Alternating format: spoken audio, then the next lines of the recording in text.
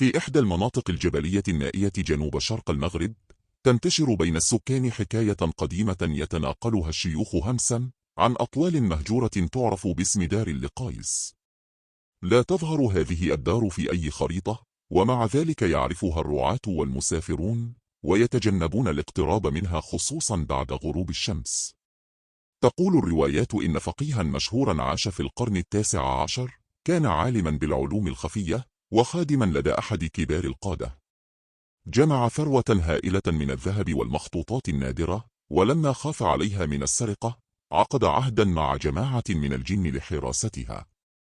كان العهد قاسيا: الكنز لا يؤخذ بل يورث، ومن يلمسه دون إذن يؤخذ بدلا عنه.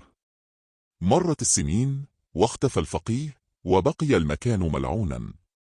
في بداية الألفية قرر شقيقان العربي وعبد السلام البحث عن الكنز.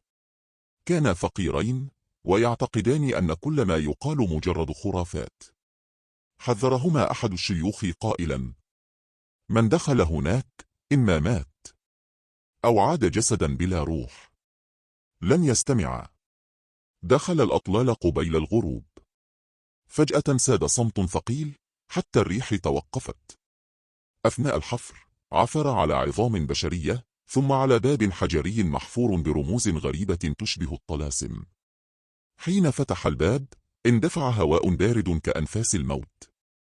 في الأسفل وجد صندوقا ضخما محاطا بدوائر مرسومة بالدم ومقيدا بسلاسل سوداء.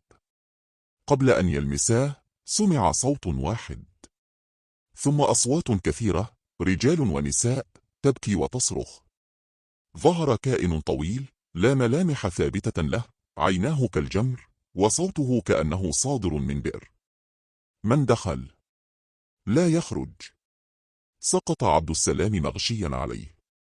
أما العربي فحاول الهرب، لكن الجدران انغلقت. آخر ما سمع صراخه. في الصباح عثر على عبد السلام خارج الدار فاقدا للنطق، يكرر جملة واحدة: الكنز حي، يطلب الدم. مات بعد 3 أيام. العربي لم يرى بعد ذلك أبدا. بعد سنوات ظهر رجل مسن يدعى عبد الجليل، اعترف لباحث في التراث أنه كان شاهدا على تلك الليلة.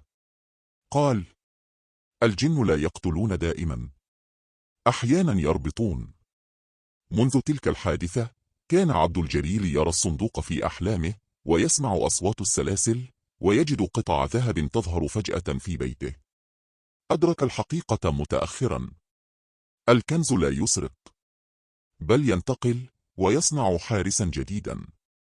اختفى عبد الجليل بعد ذلك، وعثر على بيته محفورا من الأسفل بنفس الرموز. إلى اليوم يحكي الرعاة أنهم يرون أضواء خافتة تخرج من الأرض في أماكن مختلفة، ويسمعون همسا يقول: اقترب. ويقال: إذا سمعت يوما عن كنز وجد بسهولة، فاعلم أن صاحبه لم يعثر عليه، بل الكنز هو من اختاره.